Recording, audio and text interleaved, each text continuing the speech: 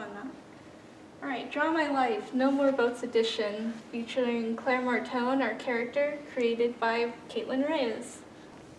Claire's family is somewhat of a generational immigrant family. We have her dad, who came on a boat and got locked up in a detention center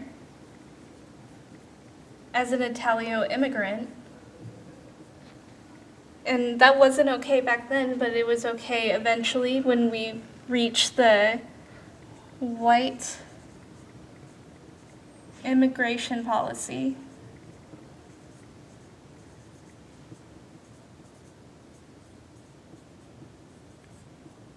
But that came after Antonio was already a citizen, because that's when Antonio met Rose, her mother. And she was an immigrant from the UK, which is also considered okay by Australian standards. And then after her parents married and started to have children, they had Claire herself, and they had her brother, Francis.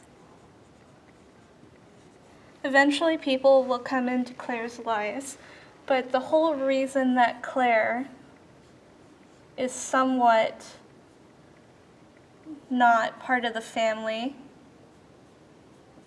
is because of the generational gap. She is a second generation immigrant.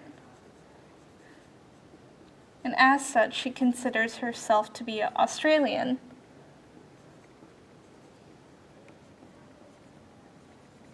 As a result, she has different values than, say, the rest of her family. Her father, Antonio, has Italian values, where Claire is supposed to take care of her elders, and is, in this case, her father and her mother, and she's supposed to have the same values as him, and he is kind of going off the deep end where he is being racist towards other immigrants who are coming to the country.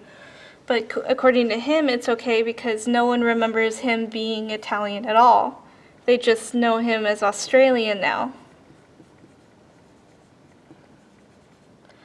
As a result, there's a generational gap, and there's different values, and they're no longer connected, and Claire left home as a result. And second generational immigrants, while they have their possibilities and their homes, and they have a chance in a new country, often their values are different from their parents, and because of that, Claire became a teacher, and she didn't want to be.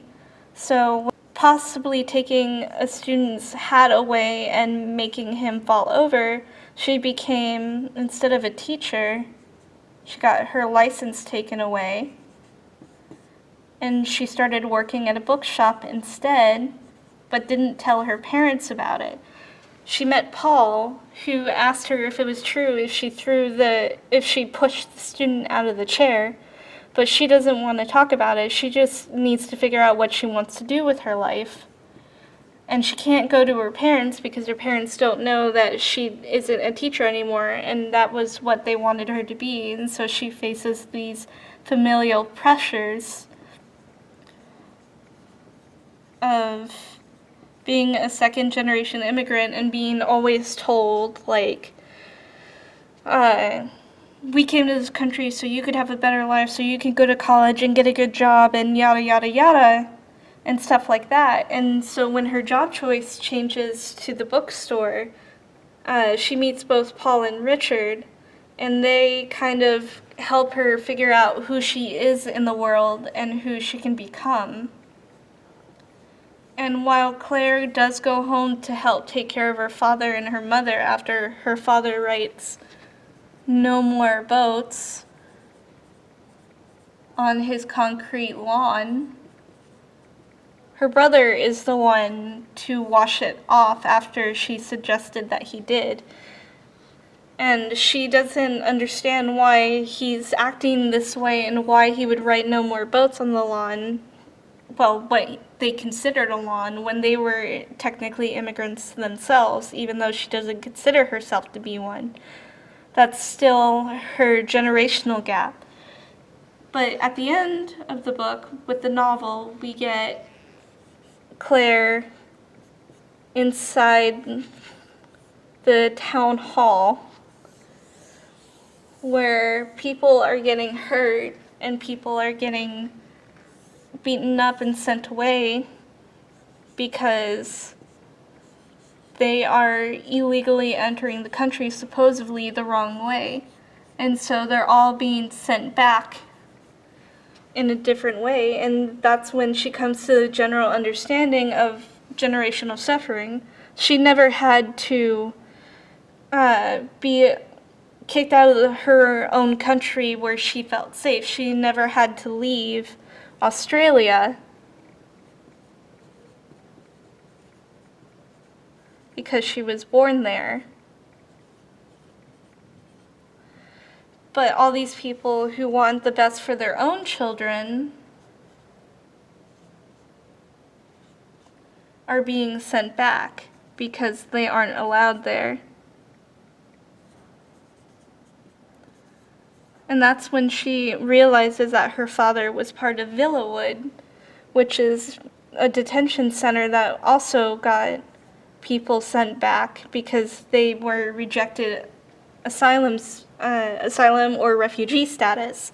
And that's when she finally comes to the understanding that even though she didn't suffer the way her father did, there was a reason why her father had snapped. And it was because of his own suffering inside Villawood.